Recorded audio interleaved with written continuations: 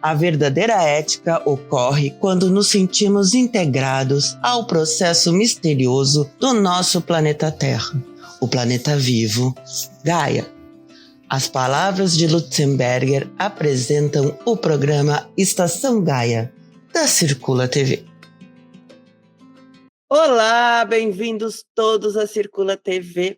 Eu sou a Luciana Hoppe, aqui da Livraria Circula, e é um prazer receber vocês novamente para mais um programa Estação Gaia. Essa já é a terceira edição que acontece aqui na Circula TV. Então, esse programa, Estação Gaia, ele visa que a gente possa pensar e refletir sobre questões ligadas ao meio ambiente, sempre pensando em melhorar a manutenção de vida no nosso planeta e na preservação do meio ambiente. O programa Estação Gaia sempre vai ao ar às 18 horas da última segunda-feira do mês, mediados por mim, Luciana Hoppe, e apresentados por Nay Oliveira, que é socióloga, ecofeminista, e pelo Alonso Coelho, que é especialista em gestão pública. O tema de hoje, então, desse programa do dia 30 de setembro, é Porto Alegre Sustentável. O Observatório das Metrópoles, no Núcleo de Porto Alegre, lançou no dia 18, no Clube de Cultura, o caderno de propostas que traz contribuições e discussões para esse debate municipal sobre o que podemos fazer para melhorar a sustentabilidade aqui em Porto Alegre. Porto Alegre vem enfrentando diversos problemas muito sérios. A gente teve a maior enchente da história em maio.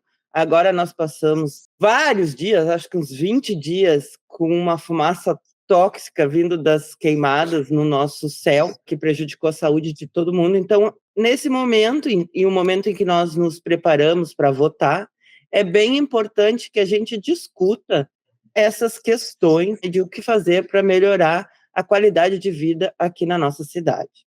Então, de imediato, eu passo a palavra para o Alonso, para apresentar a nossa convidada, que é a Helenisa Ávila Campos, que foi coordenadora desse projeto e é coordenadora do Observatório das Metrópoles, Núcleo de Porto Alegre.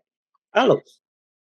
Olá, Helenisa, Naya, Luciana e nossos internautas. Deixa eu contar, então, para vocês aí que a nossa entrevistada hoje, a Helenisa, ela é arquiteta, é doutora em Geografia pela Universidade Federal do Rio de Janeiro e, atualmente, ela é docente da URGS no Departamento de Urbanismo da Faculdade de Arquitetura e no Programa de Pós-Graduação em Planejamento Urbano e Regional, PROPUR, e é pesquisadora do Observatório das Metrópoles do Núcleo de Porto Alegre.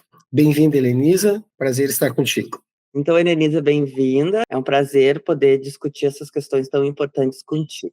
Então, eu vou passar a palavra para a Naya, para ela começar, então, essa entrevista. Olá a todos, aos nossos internautas, boas-vindas a Helenisa, obrigada por aceitar nosso convite. Anteriormente da questão que eu já quero te levantar, é importante esclarecer que o último programa foi com a Tamires Filgueira, da Frente Unidade por Porto Alegre, em substituição a Maria do Rosário, que não pôde estar presente. Nossa intenção era trazer a Juliana Brizola para a conversa, mas como não tivemos retorno, achamos fundamental conhecer as propostas, nesse período eleitoral, do Observatório das Metrópoles, dando ênfase à sustentabilidade. Então, Helenisa, em que constitui, qual o âmbito do Observatório das Metrópoles? Quero agradecer, antes de mais nada, a vocês pelo convite e a oportunidade de estar aqui divulgando esse trabalho do Observatório das Metrópoles. O Observatório é um Instituto Nacional de Ciência e Tecnologia, vinculado ao CNPq, mas, na prática, nós somos uma rede nacional de pesquisa, com 18 núcleos distribuídos pelo país. E é importante dizer que nós fazemos alguns trabalhos coordenados. A publicação, por exemplo, desse caderno está sendo realizada igualmente por outros núcleos no país inteiro. Então, nós temos, nesse momento eleitoral, uma atuação importante, no sentido de levantar temas que são significativos para serem discutidos, habitação, mobilidade. O Observatório das Metrópoles é coordenado pelo professor Luiz César Queiroz Ribeiro, no IPUR, na UFRJ, desde os anos 90, e tem uma atuação muito focada na análise e crítica dos processos de gestão urbana, de discussão sobre regiões metropolitanas, a dimensão política que envolve toda a constituição dos espaços urbanos e regionais. Então,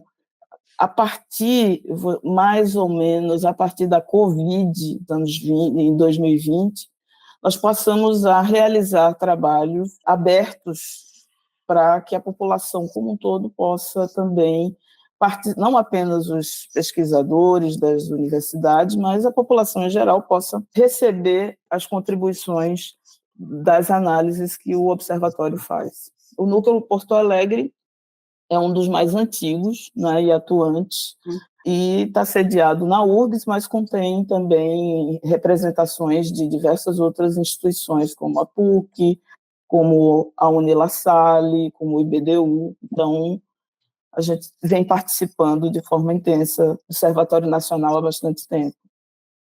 A gente já teve o prazer de receber o Observatório aqui na Circula para alguns eventos, e é sempre uma conversa muito interessante, a gente sempre aprende muito com a experiência do Observatório. Então, eu vou passar a palavra para o Alonso, para ele continuar a te questionar algumas coisas.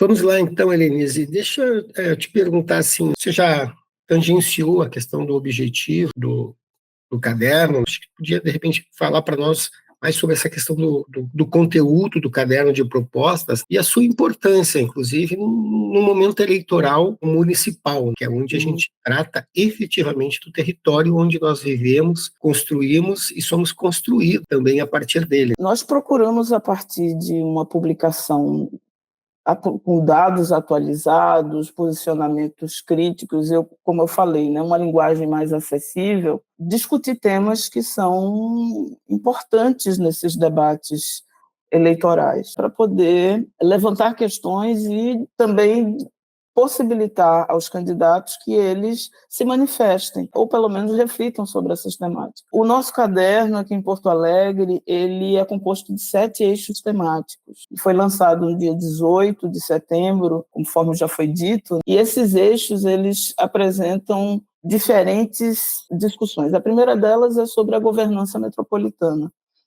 uma vez que, conforme estamos observando, a discussão da gestão do espaço municipal, ela não pode ser vista de forma desarticulada de outras dimensões. Nós temos, por exemplo, o Estatuto da Metrópole. Até hoje, por exemplo, o Estado do Rio Grande do Sul não desenvolveu o seu PDUI, mas que ele é fundamental para que os municípios se encaixem, se reconheçam como parte de uma região. Então, para além dos localismos e municipalismos a que viemos sendo, digamos, direcionados na política brasileira. Outro eixo temático importante é a gestão democrática. Nós já tivemos realmente o Rio Grande do Sul foi o pioneiro a discutir e a experimentar o orçamento participativo, por exemplo, e o orçamento hoje ele tende a estar fragmentado e a não ser considerado dentro dessas perspectivas. As estruturas de planejamento municipais também foram fragilizadas, enfim,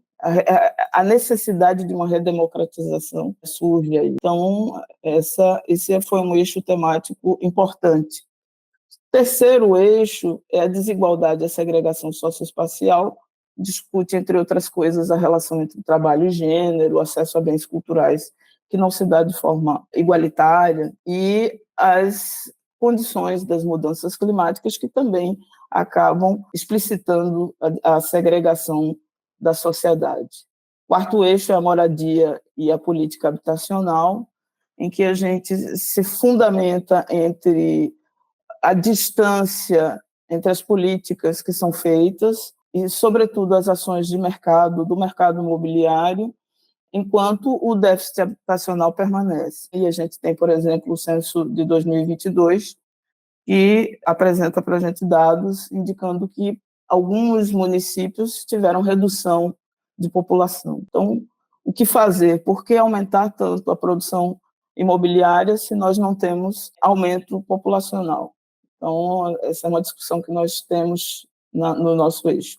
Mobilidade e política de transportes, principalmente discutindo a questão do financiamento, das mobilidades, das diferentes formas de mobilidade, com ênfase também na questão da tarifa zero, que são experiências na América Latina que vem ocorrendo. Saneamento básico e meio ambiente, discutindo a questão da transição ecológica e a necessidade de se retomar a discussão da universalização do serviço. E, por fim, o último eixo, que é a transição ecológica, que discute como estamos vulneráveis com a forma de produzir as cidades, produzindo igualmente ilhas de calor, mas tentando achar algumas saídas, apontando para algumas iniciativas. Então, são esses eixos, nós temos, ao longo dos eixos, 27 artigos distribuídos, quase todos publicados na revista Brasil de Fato, e 31 autores, quase todos integrantes do observatório e, por vezes, com alguns convidados, né, para temáticas mais específicas. Realmente, muitas coisas para a gente refletir, são temas muito pertinentes e importantes para o nosso município e que a gente tem que levar em consideração agora na hora de escolher os nossos candidatos, não só prefeito, mas todos que vão estar trabalhando para uma Porto Alegre melhor. Vou passar, então, a palavra para a Naya. Então, Helenisa, eu gostaria também de ressaltar que a Fundação de Economia e Estatística, início do Observatório das Metrópoles, fazia parte e foi extinta no governo Sartori, dentro desse plano neoliberal de extinção e viva o mercado e adeus o bem-estar. Mas a minha questão é referente ao que aconteceu em maio, esse desastre socioambiental em grandes proporções que Porto Alegre passou, e quais são as propostas de ações preventivas a esses eventos que acarretam tanto sofrimento aos seres humanos e demais seres e grandes prejuízos econômicos. Ou seja, quais os princípios para um plano de enfrentamento da emergência climática que o Observatório, nessa caderno de propostas, aponta? Então, Naya, esse é um desafio para todos nós, principalmente para os gestores que vão assumir agora as suas pastas municipais e as câmaras de vereadores, né? Mas o tema da emergência climática, ele atravessa todos os eixos temáticos. E o que a gente percebe, assim, tentando fazer uma síntese de alguns elementos que a gente acha importante. A primeira questão é reconhecer que a emergência climática ela não é fruto da natureza apenas, ela é fruto da ação antrópica. Nós produzimos esse processo de forma bastante intensa e crescente. Houve recentemente na URGS uma palestra do pesquisador Carlos Nobre e ele deixou isso muito claro, ele citou indicadores e demonstrou a partir de indicadores do IPCC, que é um painel intergovernamental sobre as mudanças climáticas, e fica muito evidente. Inclusive, essa questão das queimadas que nós vivemos muito recentemente agora, e ainda estamos sob esses impactos, revela um pouco isso. Então, esse reconhecimento ele é necessário por todos. E nós observamos que alguns gestores têm resistências a ter essa decisão. O que é uma decisão? A primeira decisão é você reconhecer que existe um problema e que esse problema precisa ser trabalhado por todos de forma conjunta e que o Estado, em suas diferentes instâncias, precisa estar preparado, devidamente preparado, com setores governamentais adequadamente organizados para dar esse suporte. A Naya falava, por exemplo, da FEE. Hoje nós sentimos falta da FEE, da Fundação Zoobotânica e de tantas outras instituições do governo do Estado. Assim como no município de Porto Alegre também tivemos, ao longo dessa última década, a gente pode dizer, algumas reduções de secretarias municipais que hoje fazem muita falta. Técnicos, observamos, por exemplo, o que aconteceu com o sistema de proteção de enchentes, né? A ausência de manutenção, a ausência de uma organização técnica. Essas questões elas dizem respeito a pensar o Estado como um ente importante para manter a qualidade de vida e as condições de existência da sociedade de forma justa e igualitária também. Essas questões são aquilo que a gente considera que são importantes para a nossa discussão sobre o que é a emergência climática e como tratar dela para a nossa própria sobrevivência, enquanto indivíduos e enquanto sociedade também. É verdade, Helenise. A gente pagou um preço muito alto por esse desmanche todo da nossa estrutura. E agora quem assumir o novo governo municipal vai ter que trabalhar muito para poder retomar minimamente as condições que a gente tinha antes. Vou passar a palavra para o Alonso. Quando nós falamos em política habitacional, né, nós não estamos falando, obviamente, em apenas em um canto para as pessoas dormirem. Nós estamos falando aí de direito à vida, de direito ao respeito à própria cultura das pessoas, das populações, e da forma que elas organizam esse seu estar dentro de um espaço, né, de moradia. E diz respeito também à própria questão de mobilidade, segurança, acesso a serviços da cidade, que muitas vezes acabam, política habitacional, e eu creio que é esse o termo mesmo, jogando algumas parcelas da população para recantos tão distantes que acaba, né, inviabilizando o acesso a esses serviços, acesso a um transporte público de qualidade, e num espaço de segurança, ainda mais pelo que nós vimos aí nesse processo de emergência climática que nós estamos vivendo, aonde os que mais sofreram foram exatamente esses que sofreram o processo de afastamento dos centros urbanos. Então, quais são as orientações que o caderno traz para as políticas habitacionais dentro desse contexto de emergência climática que nós estamos vivendo hoje? E que nós precisamos, acima de tudo, não apenas de dinheiro para a reconstrução, mas uma nova orientação, um novo eixo, um novo fio condutor de construção de políticas públicas para que a gente não faça mais do mesmo, senão a gente vai reconstruir nos mesmos princípios, padrões anteriores. A habitação é uma necessidade humana. Nós que temos o acesso à habitação, às vezes perdemos a noção da importância dela como um elemento base para a nossa existência, ter para onde vir e da onde sair para fazer as nossas atividades cotidianas. Mas, além disso, acho que é importante a gente destacar que existem realmente diferentes tipos de habitação. Existe a habitação de mercado, que é aquela produzida pelas construtoras e que, não raro, são favorecidas por políticas municipais. Nós também observamos, na última gestão, nessa gestão que estamos vivenciando, uma ênfase muito grande de apoio à atuação das grandes construtoras. Por exemplo, nós temos 2 planos aprovados, independente do plano diretor de Porto Alegre. Nós temos um plano aprovado para o Centro Histórico e um plano aprovado para o 4º Distrito. Isso coloca essas 2 áreas como um foco específico de interesse imobiliário. E essas atuações elas acabam repercutindo num adensamento, né, ou pelo menos num olhar. Ao longo desse processo aconteceram as inundações. E isso, obviamente, resultou num adiamento, digamos, de uma atuação mais direta dessas construtoras nessas áreas. Mas não é, digamos assim, não está fora da nossa observação dentro dos nossos estudos, que o município de Porto Alegre está muito vinculado aos interesses do mercado. Nós observamos essa relação muito direta entre a municipalidade de Porto Alegre e a habitação de mercado, do mercado imobiliário, produzida pelo mercado imobiliário. Já a habitação autoproduzida, quase sempre ela é feita em lugares inadequados, sem condições de manutenção ou de qualificação desses espaços. E ainda por cima, esses lugares estão sujeitos a eventos que são negativos, não só para aquelas pessoas, não é? Mas vão degradando também espaço. Não deixemos de considerar que mesmo a habitação de mercado ocupa, sim, áreas que são suscetíveis a eventos, né? Recentemente, a gente viu a aprovação de projetos, chamados projetos especiais, em áreas que são de orla e que são suscetíveis também a inundações. Então, assim, há um certo descontrole nessa produção habitacional ou na orientação de uma produção de habitação popular que seja digna e em áreas que sejam possíveis realmente de serem construídas.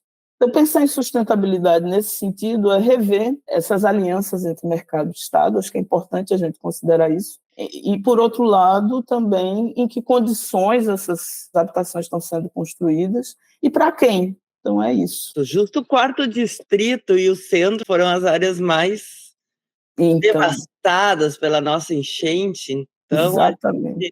Justamente essas de mais interesses. Então, a gente está vendo que não está nada preparado para isso e que tem que realmente repensar. Uhum. Eu vou passar, então, a palavra para a Naya. Helenisa, vamos para um outro setor, transporte. Qual a perspectiva de sustentabilidade do observatório para o transporte coletivo, que gera altos níveis de poluição, tempo gasto no trânsito, problema de qualidade e custo? Quais são as propostas, então? Então, o observatório levanta, primeiro, algumas questões que estão relacionadas ao próprio conceito de sustentabilidade. Transporte coletivo, e essa não é uma questão específica de Porto Alegre, acontece em outras grandes cidades brasileiras, mas aqui a gente observa uma predominância de interesses de concessionários, também não é uma coisa recente, e isso acaba favorecendo processos de degradação, terceirização e privatização de serviços que não são retomados para a população de baixa renda, que é quem efetivamente utiliza esses serviços de transporte. Veja como as coisas estão relacionadas, né? A gente estava falando de habitação, uma população que habita mais distante, é essa população que precisa se deslocar com transporte coletivo. No entanto, isso não está disponível de forma adequada, com qualidade. A cidade também tem crescido de forma desorganizada, cresce mais para um lado do que para o outro. Então, isso, no conjunto da cidade, a gente observa que impacta nos custos. E o custo é uma questão importantíssima, né? Algumas experiências na América Latina tratam a tarifa zero como uma realidade e para nós ainda parece como uma utopia. Inclusive, várias outras utopias que são obviedades já em algumas outras realidades brasileiras, como, por exemplo, a questão da integração entre os serviços, para que a gente tenha acesso de uma forma mais tranquila de um serviço para outro, ou de uma linha que vem de uma determinada área para outra linha. Essa facilitação do deslocamento da população que não vem sendo pensada há muito tempo. Então, estamos ainda em modelos do século XX, quando algumas cidades brasileiras já estão refletindo numa perspectiva do século XXI. Então, é preciso que Porto Alegre se atualize e proporcione para a população alternativas que sejam adequadas, principalmente para a população de baixa renda, no que concerne ao transporte coletivo, né? É verdade, essas coisas estão todas integradas. Eu estava aqui te ouvindo falar e me lembrando da extinção da passagem escolar. E como isso teve um impacto. A gente está aqui na frente da URGS e a gente vê a sensível diminuição de estudantes aqui, porque às vezes tem que pegar 2 ônibus para ir, 2 ônibus para voltar. Que custo é esse? Não consegue estudar. Então, a gente vê isso tendo um impacto em outras áreas, assim como para emprego, para outras coisas, para a saúde, enfim. Isso tudo tem um impacto, então é uma área essencial que vai impactar em várias outras. Vou passar, então, a palavra para o Alonso. Antes de entrarmos na próxima questão, só para registrar que a questão do passe escolar não é só uma questão econômica, é uma questão de direito a acesso, cultura, mobilidade, a lazer, e convívio como um todo. Mas, Elise, vamos lá. Nós estamos falando aqui de várias questões e uma das que nos toca caro é que Porto Alegre já teve reconhecimento internacional como um espaço muito próprio, muita força do movimento ambiental. Nós tivemos aqui a primeira ONG ambientalista da América Latina, nós tivemos um amplo processo de participação social, que inclusive ajudou a produzir o Atlas Ambiental, que foi coordenado pelo professor Rualdo. Nós temos uma comunidade acadêmica muito ativa. Antes de ontem, estive na URGS ali, nós tivemos a nossa atual reitora, agora já nomeada, dizendo que estão reunindo 163 pesquisadores aqui para pensar essa questão da emergência climática. Eu mesmo participo do grupo, né, na Secretaria Extraordinária do Governo Federal, que é um comitê técnico-científico para pensar a questão desse desastre hidrogeoclimático, que é assim que nós estamos chamando. E aí nós queremos ver que tudo isso tem a ver com a questão que você também já tangenciou, na questão da participação. Você já falou a questão da participação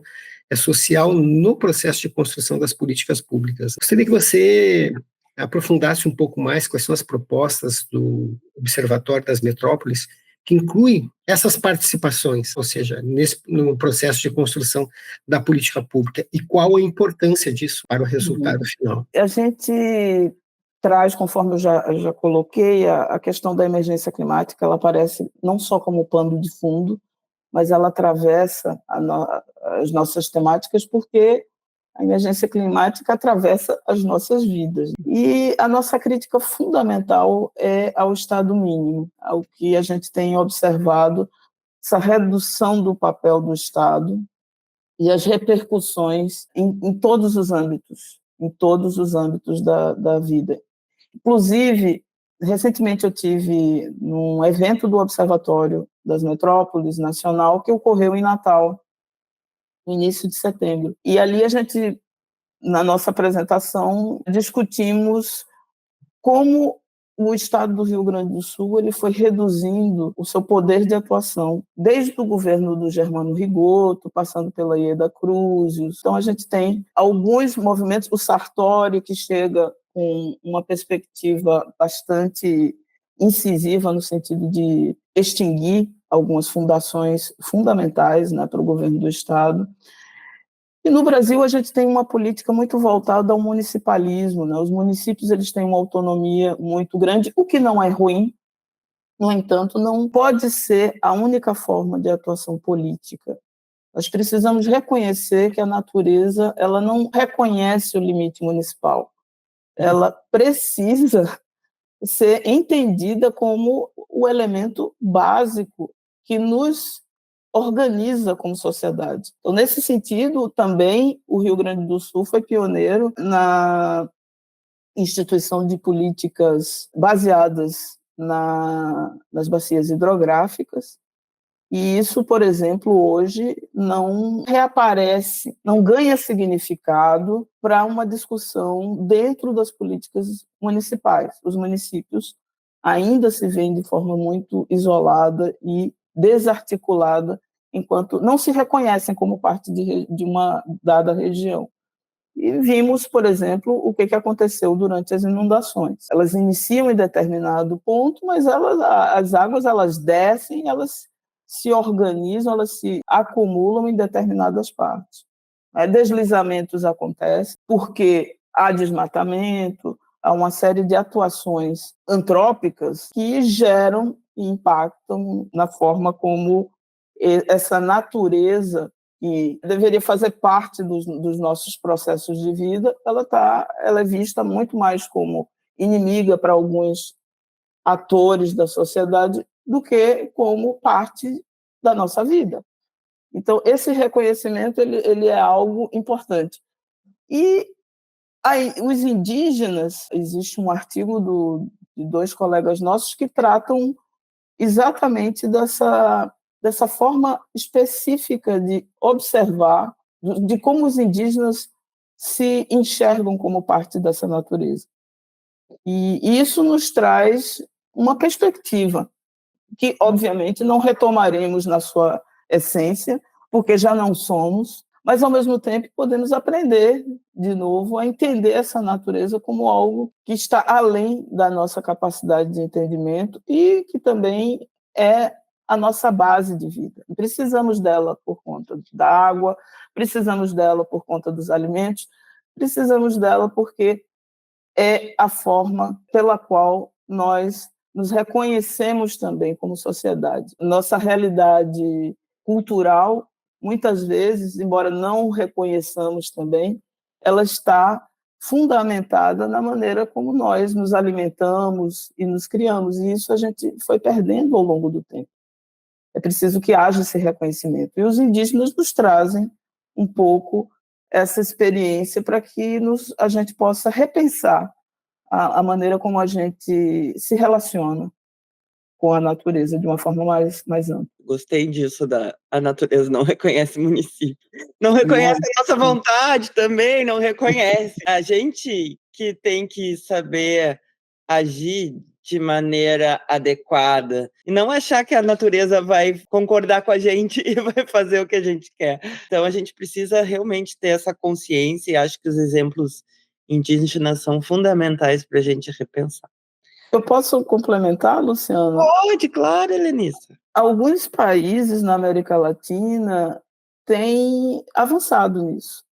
Inclusive, autores são autores latino-americanos, né? Eles trazem experiências interessantes em que a natureza é detentora de direitos. Uhum. O rio é detentor de direito.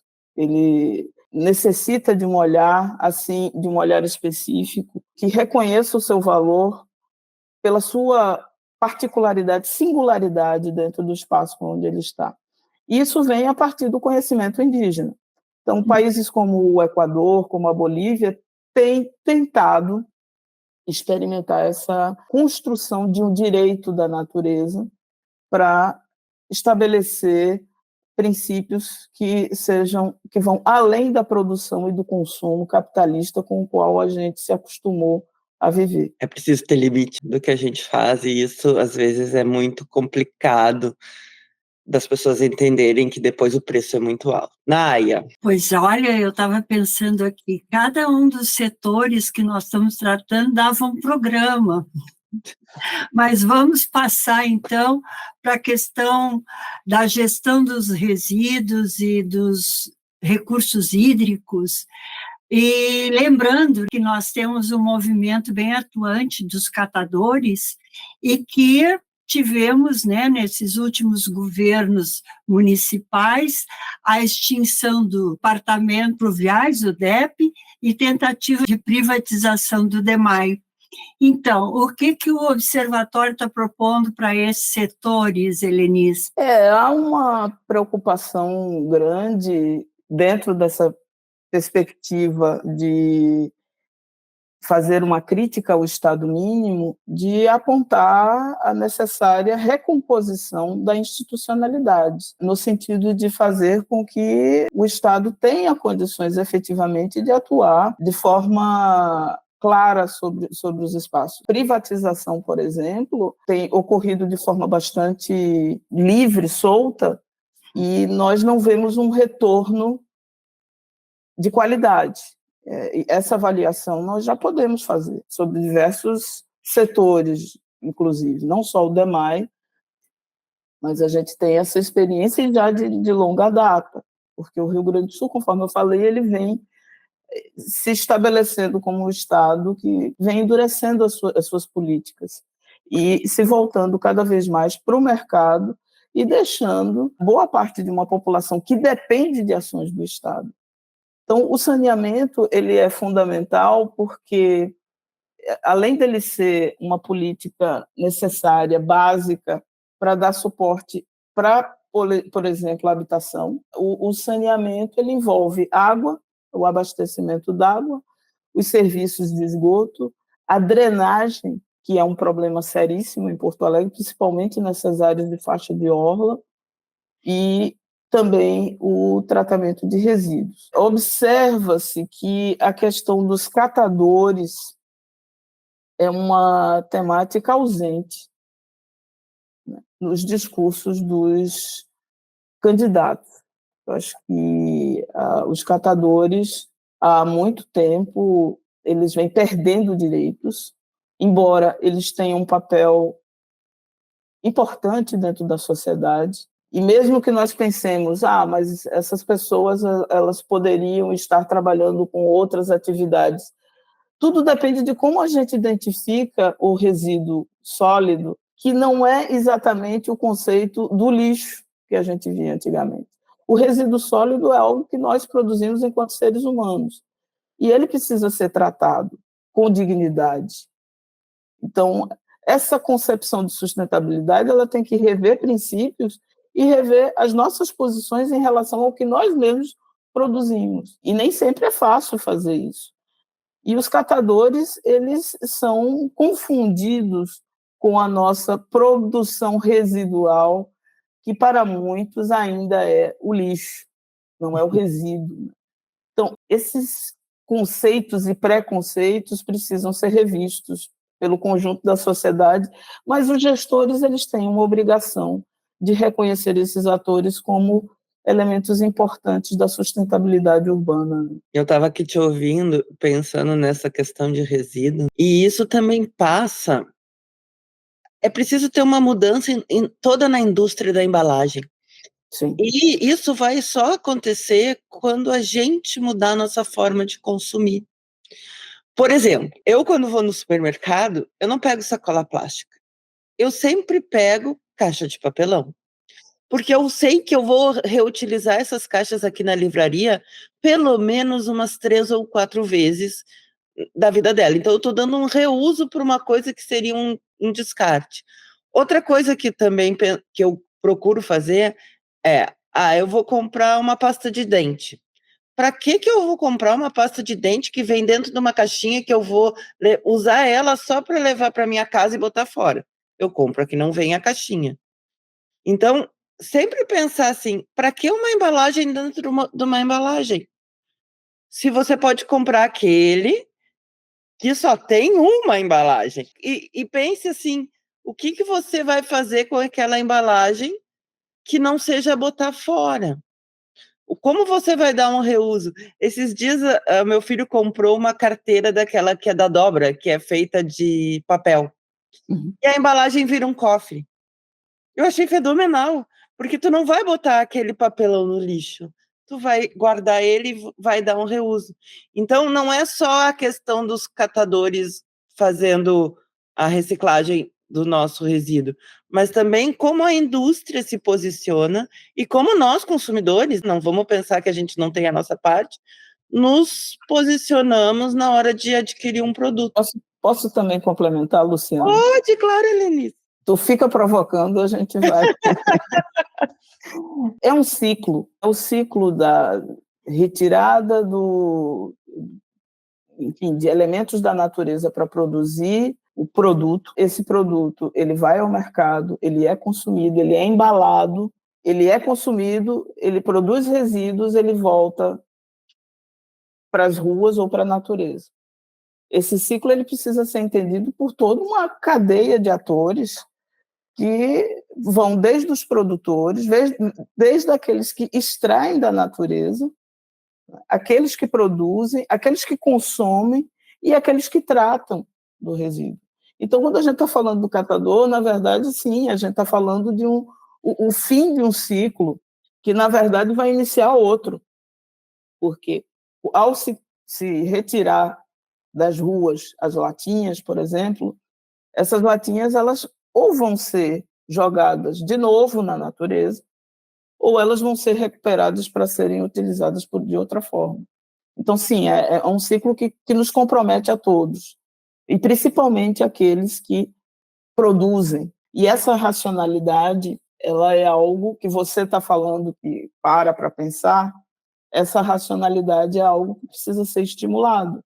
Nem sempre as pessoas se dão conta de que é necessário fazer um movimento para reduzir aquilo. É muito mais fácil você jogar fora a embalagem do que você pensar em recuperar ela de alguma forma. Então, isso faz parte de uma política, deveria fazer parte de uma política pública. Eu queria chamar a atenção para esse ciclo, que o ciclo da natureza não resulta em sobra, mas o ciclo da produção capitalista há muita sobra, Sim. e que nessa sobra também vem cada vez maior trabalho e ganho. Então, é algo que fere a qualidade de vida, não só dos seres humanos, mas de todos os seres. Sim, É é verdade. verdade. Vou passar Vamos a lá, palavra então. para o Alonso para a última questão. E não é só ganhar consciência, né, gente? Porque, na verdade, nós sabemos, por exemplo, que o fumo faz mal para a saúde e a população continua fumando. Nós, durante muito tempo, sabíamos que o cinto de segurança protege a nossa vida e nunca usamos.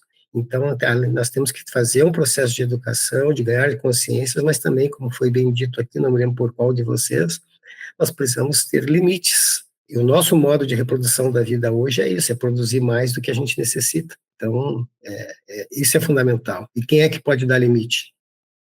O mercado vai se autorregular? Essa palavra tão bonitinha? Não, né? Mas vamos lá. O nosso sorteio de propostas agora, Helenise, caiu a pergunta sobre transição ecológica. Vamos lá. Helenise, no mundo rural, podemos dizer aí que esse processo de transição ecológica está um tanto já consolidado o conceito de agroecologia, inclusive pauta de uma novela global nas 8, processo do quão vantajoso é o processo agroecológico em relação ao tradicional. Mas no meio urbano, nós ainda estamos tateando e construindo algumas propostas do ponto de vista da transição agroecológica para a alimentação. E no caderno de vocês, vocês falam a agricultura urbana. E no caderno de vocês, vocês apontam a agricultura urbana como uma solução. Podia aprofundar essa questão para nós, para que nossos internautas possam compreender melhor o que significa essa questão da agricultura urbana, que não é só lá na Vila Nova, é no centro da cidade. Então, a alimentação também é um elemento fundamental para a sobrevivência humana. Isso nem precisa ser dito, mas a experiência que nós vivemos de degradação da natureza compromete, principalmente dos recursos hídricos, o que nós vemos na Amazônia. E como a natureza ela é sistêmica, o que acontece lá na região norte, o que acontece em qualquer lugar, inclusive uma professora da geografia, a professora Nina Simone Moura, estava apresentando dados, inclusive, de que a Antártida sofreu, em agosto, um aumento de 30 graus. Então, você imagina uma região que é toda congelada, mas ela sofre esse tipo de impacto em função da emergência climática, e nós, aqui no Rio Grande do Sul, estamos numa região que acaba sendo afetada pelas condições da natureza. Então, quando a gente fala de alimentação, a gente está falando de solo, a gente está falando de recursos hídricos, de água, do acesso à água para a produção. Utilizamos muita água, por exemplo, na produção de arroz e para a produção do agronegócio também, mas é fato que o Brasil passa por uma reprimarização, ou seja, uma retomada da produção primária, principalmente para o soja, que é para exportação, não é para consumo interno. Então, sim, o problema da alimentação, ela diz respeito à população de baixa renda, aquela população que não tem acesso a uma compra mais fácil, né, daquilo que nos chega, por exemplo, nas feiras ecológicas. O uso de agrotóxico é algo muito complicado no Brasil. Houve uma liberação durante o governo Bolsonaro muito significativa, e isso nos chega de forma indireta, inclusive através das próprias águas, mesmo que a gente não tenha noção. Então, a experiência das colegas que fazem um artigo dentro do caderno, ao discutir a questão das hortas urbanas na periferia de Porto Alegre e na periferia da região metropolitana, é muito significativa. É a população de baixa renda que está mostrando como é possível fazer.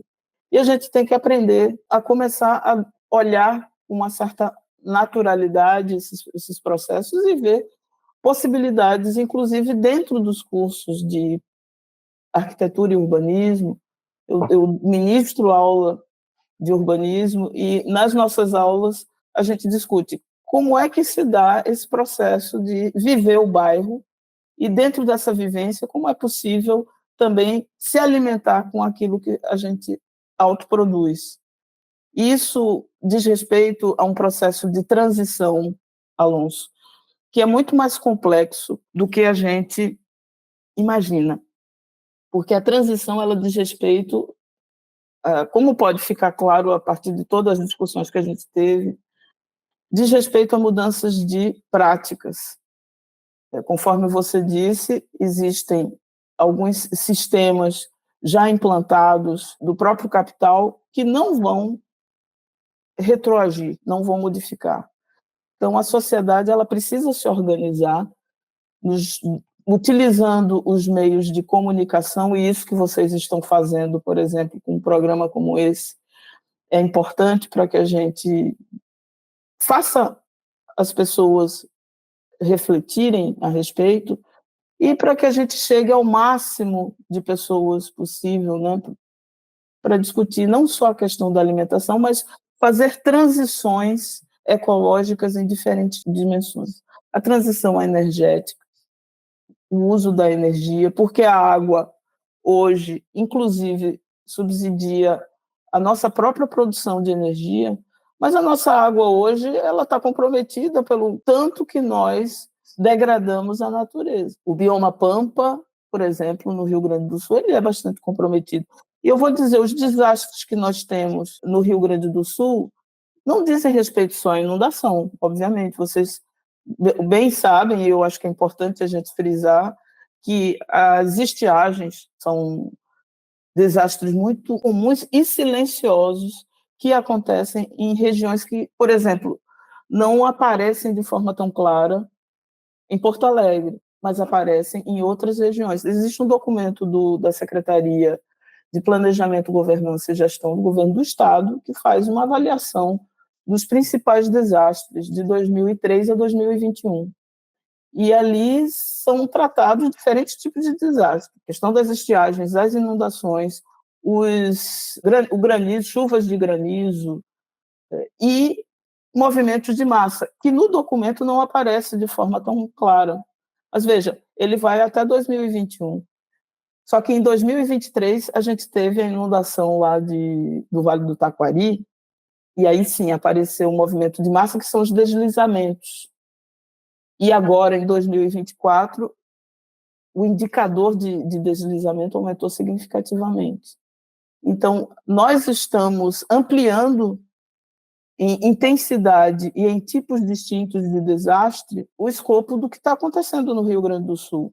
E não acontece só no Rio Grande do Sul, mas a gente está muito suscetível devido à nossa localização geográfica. Então, é muito importante que os gestores fiquem atentos a essas recorrências de desastre e que tenha um olhar sensível, né, para dar suporte para a população. Voltando à alimentação, que eu me afastei, é importante que nós observemos o uso adequado, então, de recursos hídricos, o uso adequado do solo e que seja o compartilhamento desse alimento, algo que nos una também, porque nós estamos muito acostumados ao supermercado, em que a individualidade ela nos desautoriza a compartilhar alimentos ou qualquer atividade que seja agregadora. Então, há todo um processo de transição que deveria estar em curso e que precisamos começar o quanto antes, para que a gente possa ter condições de ter uma qualidade de vida mínima nesse processo difícil que a gente está começando a se dar conta e que não tende a ser reversível. Então, é necessário que a gente precise ficar atento a essas coisas e que a gente possa aprender com os outros. Mais do que ensinar, eu acho que é aprender e entender qual é o nosso papel nesse processo. Muito bem, Helenisa. Fiquei bem empolgada com essa ideia da agricultura urbana. Acho que esse programa aqui tem muitas informações importantes para os nossos candidatos ouvirem. Então, passa o link desse programa para o teu candidato, para ele pensar um pouco a respeito no que ele vai fazer se eleito, pensando nessas propostas de que estudiosos, cientistas se debruçaram para pensar uma cidade melhor. Naya. Bom, infelizmente, estamos chegando ao final do programa. Então, Helenisa, eu quero te oferecer as palavras finais para, então, neste caderno de propostas, no período eleitoral, o que o Observatório das Metrópoles tem como essencial para que a gente torne essa eleição uma transição. Eu, em nome do Núcleo Porto Alegre, eu agradeço essa oportunidade mais uma vez. Eu estou aqui como uma representante dos meus colegas que são pesquisadores de diferentes áreas. Nós somos arquitetos, sociólogos, economistas, educadores, e temos uma consciência de que a gente pode contribuir de alguma forma, através das nossas reflexões. Eu coloco aqui à disposição o observatório, a gente tem todo esse material disponível, não só esse, mas outros. Nós realizamos um fórum local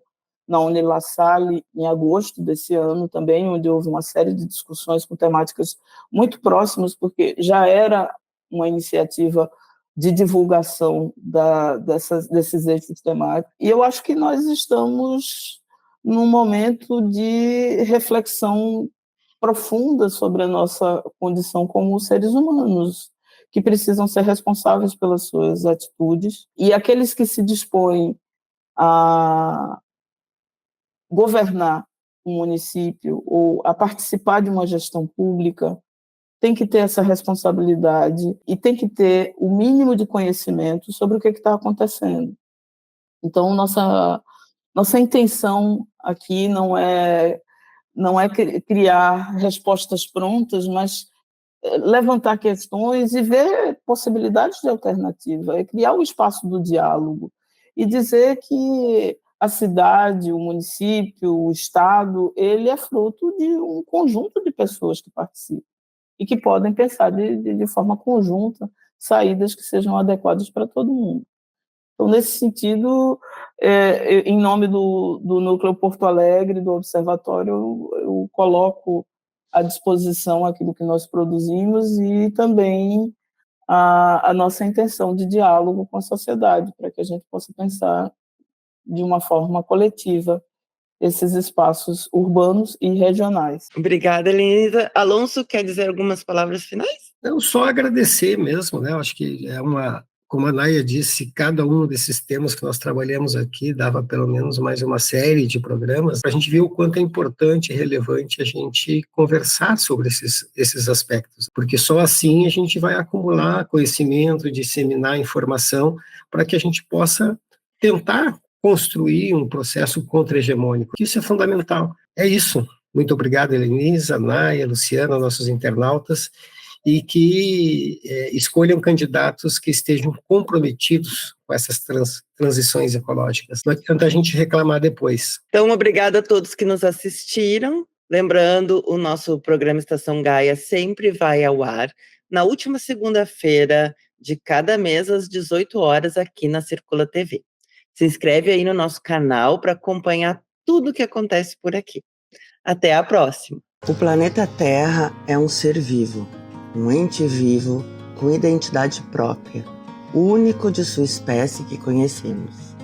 Assim, com esta frase de Lutzenberger, encerramos mais um programa Estação Gaia aqui na Circula TV. Nos encontramos sempre na última segunda-feira de cada mês. Se inscreva no canal para acompanhar a nossa programação.